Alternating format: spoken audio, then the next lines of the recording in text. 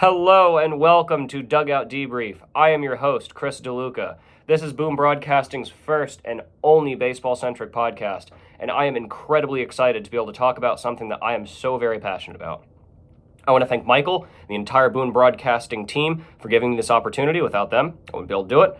And yeah, I want to note something important before we even get into it. Before we're even a minute into this, I want to know, I'm a Dodger fan, big Dodger fan. As you can see by my Oklahoma AAA affiliate hat here, my Oklahoma City Dodgers hat, and my Los Angeles Dodger jersey behind me. I'm a big Dodger fan. This is not a Dodger-centric podcast. I will be talking about them today. I'll be talking about them on other occasions, I'm sure. But this is about the whole league, American National League. I'm going to be talking about every single team, and I'm going to try and back up most of my takes with stats. But it's not just going to be like a computer just, blabbing stats. I'll throw in some personality. So with that being said, the way that I plan on structuring the show is pretty simple. Normally I'm going to start with the news story, something big, some big thing that's happening. Today I'm not going to because I'm kind of long-winded about what I'm talking about. My general topic of the day, which will be the second thing. Today, by the way, that is winners and losers of the trade deadline. So we've had about a month and some change to take a look at these guys. So I figure we can go talk about them. Nice, easy first content. So with that being said, after that will be the series of the week. So I'll pick one or two series that I'm just fascinated by. It might be two contenders. It might be two flashy players going against each other. It might be a major wild card playoff implication game, a pitching matchup I really like. Something. I'll pick one or two series and I'll give you guys a little bit of context. And then after that, to conclude the show, I will do my weekly trivia question. Now, this is not a proctored exam, guys, but what's the fun in Googling it? So just answer the question and don't Google it. Or do, but what's the fun in that? Just put the answer in the comments and I will give you the answer next week. Next Thursday will be my second episode of the Dugout Debrief. Same time, same channel, 12 o'clock on Thursday. So, despite me saying that I am not hosting a Dodger-centric podcast, I'm going to talk about the Dodgers because it's winners and losers of the deadline, and the Dodgers won the deadline because they got exactly what they needed, guys. They got exactly what they needed, and that was setup men. They got a setup man. Michael Kopech has been amazing since joining the Dodgers. Sub-1 ERA, 1.41 FIP. He has been holding down those late middle innings, exactly what they needed. When Evan Phillips was injured, yes, closing was scary. We were switching between guys like Alex Vesia, Daniel Hudson, etc. And then Evan Phillips took a little bit to get healthy, even after, but still. We needed to set up guys. 7, 8, those two innings were the scariest ones. With Michael Kopech, I'm sleeping like a baby. I am incredibly happy that we went out and got him. That was exactly what we needed. And now that Evan Phillips is fully healthy, we really don't have to worry about closing. I'm pretty confident going in October. With that being said, Tommy Edman, another great pickup, utility guy. He's not been amazing. He's below average in OPS plus and slugging. But hey, look. Miguel Rojas has been hurt this year. Mookie Betts has gone down this year. Max Muncy has gone down this year, which is kind of the story for the Dodgers this whole season. So look, if that happens again, come October, he's a great fill-in guy. He's an everyday guy now, and I think he will stay being an everyday guy. But having a utility guy like that just to be able to put in anywhere, it's really important. I'm big on it. It wasn't my favorite out of the trades, but still, I think it was a good idea. And then finally, we got Jack Flaherty. I mean, has been pretty good, filling up for that banged-up Dodger rotation. Glasnow's been injured multiple times. Kershaw just went down for the second time this year with a toe injury. Yamamoto's missed most of the season. He just came back, and he's looked great. River Ryan had a great start to his season and then just went down. It's a whole story, I swear. Can't win. Flaherty's got sub-3 ERA, 10-plus Ks per 9. Looked good, standard, pretty much slightly above average to about average. That's exactly what we needed, is just a guy to throw in for that. I think it worked. And then I will be going to our division rival for the other winner of the deadline, big winner of the deadline, San Diego Padres. They went out and they got exactly what they needed. Every contending team, whether if they're contending for a World Series title or they're contending for the division, needed relief pitching, except Cleveland. Every single team needed relief pitching. Jason Adam has a sub-1 ERA since coming over from Tampa, and Tanner Scott has a middle twos and a plus and about a 3 FIP since coming over from the other Florida team in Miami. He's looked great. They got relief pitching. That's exactly what they needed. And guess who they finished their season against? Guess who? It is those Arizona Diamondbacks, these scorching hot Arizona Diamondbacks. That will be the series I'll be watching at the end of the year. I don't know about you guys, but I will be glued to my TV for that final series of the year. And my third and final winner of the deadline is not as much of a big winner, but it was more about getting a locker room guy in. The New York Yankees going for Jazz Chisholm Jr. is fascinating to me. And I'll tell you guys why before I even say how great he's been, is the Yankee tradition. Maybe they're moving away from that. Jazz Chisholm wears his hat backwards. He wears the chains, all that. He always comes in the flashy.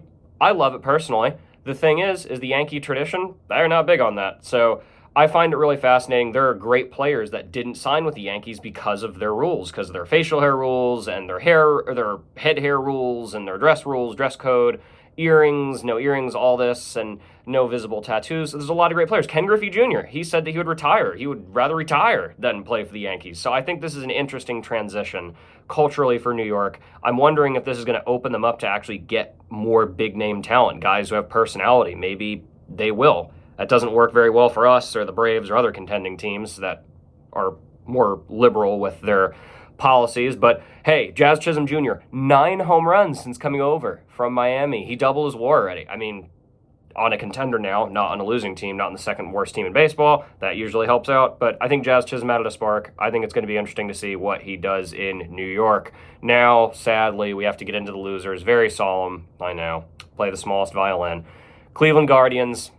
You guys needed power. You needed it. You went out. You thought you got it. Lane Thomas, I've been big on him since last year out of my fantasy team for a while. They thought that they were going to get power with him. He only has like 3 home runs since coming to the land, sub 200 batting average. He's K'd 47 times. I mean, look, that is not what they needed.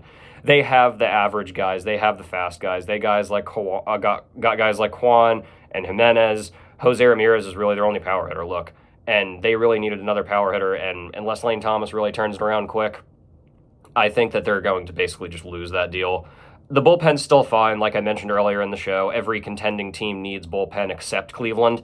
I mean, Gaddis has been great. Cade Smith has been great. Emmanuel Clase is the best closer. He's once in generational. I absolutely love watching him pitch. I'm happy that I got to see him pitch in person this year against the Padres, even though they lost. And I will now get into another loser, the Seattle Mariners. I mean, overall loser, not just loser for the trade deadline, but also just loser for the season. Arguably the most disappointing team. I mean, and look, getting Randy Arozarena was a great long-term investment. I completely agree with doing that, but they were in win-now mood. At the trade deadline, they were 1 game above the Houston Astros. Only 1 game. They had already collapsed, and they went out for a guy who has not been having a great season. I do not think it was the best decision. I think that long-term wise, yeah, it's great. This year, they didn't get what they needed. They needed hitters who were hot, like scorching hot, because that pitching rotation, it is a travesty that pitching rotation is not going to see October, late October. It's a travesty to me. I really want to see them back in the playoffs. I love J-Rod. I like Randy Arozarena too. I mean, I really, really hope they can make it in. I don't see a path for them making it in unless they win the division and they're 4 or 5 something back of Houston. There's no path for them to make the playoffs unless they win that division. I highly doubt it, and I don't actually know if they even have Houston again or if they're done with them. I'd have to look. And then finally, our third loser of the deadline is a less loser because they tried, they made an attempt, but it is the most boring team in baseball, arguably one of the most boring teams in all of sports, the St. Louis Cardinals. Look, they tried. They did the same thing that the Angels did last year. They did the same thing the Cubs did. They made an effort, and I admire that. Even if you're not in a position where you can compete, you're still making an effort. Like I said, look at the Angels. A lot of people laugh at what they did for not trading Ohtani and going for Giolito and all those guys, but look, they tried, and I think St. Louis, I give you guys that. You tried. Eric Fetty has not been great. He has 5 losses already. He has almost a 5 ERA, over 5 FIP. Not looking great since coming over from the South Side. Tommy Pham was DFA, the only guy to ever fight Mike Trout over a fantasy football trade. They're not making the playoffs. Their only path to do that, again, would be to probably win the division, which they're not going to. They're at 500 or around it. Their only hope is Atlanta and the Cubs and the Mets all just simultaneously fall off. The Diamondbacks and Padres getting hot at the right time basically ended their season, and I do not see them making the playoffs.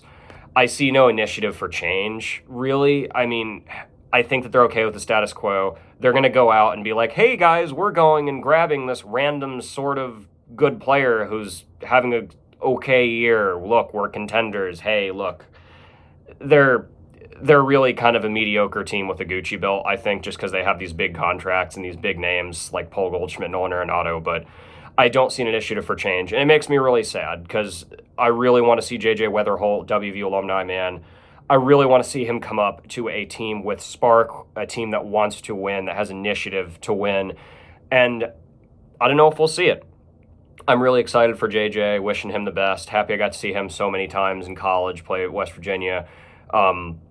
Sad the way the season ended, unfortunately, to the Vance Honeycutt. Led UNC, but what are you going to do? But speaking of JJ Weatherholt, I have another young, great player that I want to talk about, and that is Lawrence Butler. He has had a scorching hot second half of the season, and nobody's talking about it. He has 21 home runs, 22 doubles, 14 stolen bases, and a 2.7 WAR, almost 3. I think he'll get it by the end of the year. I picked this guy up in fantasy. I feel like every other day he's hitting a home run. Boom, boom, boom. Every other day. Really great. I'm happy to see Lawrence Butler do good, especially with that just atrociously run organization. Fisher needs to sell the team. The city deserves better, blah, blah, blah. I have a take on that. I'm sure you guys can guess it just on how I'm talking about it. I like a lot of their guys. I like Lawrence Butler. I like Rooker. I like Zach Geloff. I think that there are people there. The big thing is they just need to continue to develop these guys. And the A's develop really well. So I think that will be a positive aspect going into Sacramento and then eventually into Las Vegas, if that ever happens. Who knows at this point. With that being said, my series of the week, I have 2 of them this week. Normally I'll probably only have 1, but hey, I figured I'd throw in 2 because it's my first ever episode. So, Mets-Phillies. That is a big, big series. The Mets are struggling to stay in the wild card race. They are tied for Atlanta. Chicago is only 4 games back. The Cubs are only 4 games back too. This is a big time for guys like Pete Alonso and Brandon Nimmo to really step up and prove they're worth it. To prove that the Mets are not a joke, to prove that they're not the same old Mets that are just collapsing like they do every single year. And the Phillies want to be the best record in the National League. They want to have that sole number 1 National League title, and they might actually get it. I mean, I think that they're just healthier than the Dodgers. They have a lot of momentum, and this is a big momentum series. That's why I'm highlighting it. And the other series I'm highlighting is the Dodgers and the Braves. The Braves are not looking themselves. The Dodgers are finally kind of getting healthy. So I'm very excited for this series this weekend. We'll be seeing Chris Sale and Max Fried, so that will be fun. Chris Sale has resurrected his career once again. I'm happy to see him staying healthy. I think that innings limit was a really good idea that Brian Stitker had. The Dodgers want to be the best team in the National League because of how banged up they are. I don't think they're going to. I think we're going to probably finish second best team in the National League. And Atlanta has not looked themselves. I mean, they are struggling for that wild card spot, and they need this series to hang on, to hang in there. They really need it. Atlanta, they're banged up. They don't look themselves. No Ozzie Albies, no Ronald Acuna Jr., no Spencer Strider. They're missing arguably a top 3 hitter in the league, base stealer, power, everything. Plus they're missing a top 3 pitcher. And they're missing one of the better defensive middle infielders as well. Atlanta has looked weird, like it's just not themselves this year, and it's sad. I want to see Atlanta compete. Baseball's good when Atlanta's competing. When Atlanta's good, baseball is good. So I'm happy to see guys like Max Fried and Chris Sale finally get healthy. That rotation has been really banged up the past, not just this year, the past few years. So huge momentum series. I think the Dodgers will take it. But again, who knows? We will see. So with that being said, it is time for my weekly trivia question. Weekly trivia question number 1, without Googling, often considered one of the most unbreakable records in all of sports, not just baseball, but all of sports. Rickey Henderson is the all-time stolen base leader at 1,406. Which active player is the closest in the all-time list to him, to breaking that record? It is not even close, guys. I will be giving you that answer next week, but it's not even close. Which active player is the closest to Rickey Henderson? Which active player is close to Rickey Henderson's record? And with that being said, I want to thank Michael. I want to thank Boom Broadcasting. I want to thank you guys, because you're tuning in. I am so unbelievably excited to be able to talk about something I care about so much. I want to thank you guys for tuning in to Dugout Debrief. Next Thursday at 12, the exact same time, I will be back, and I cannot wait. Thank you guys so much for tuning in. See you next week.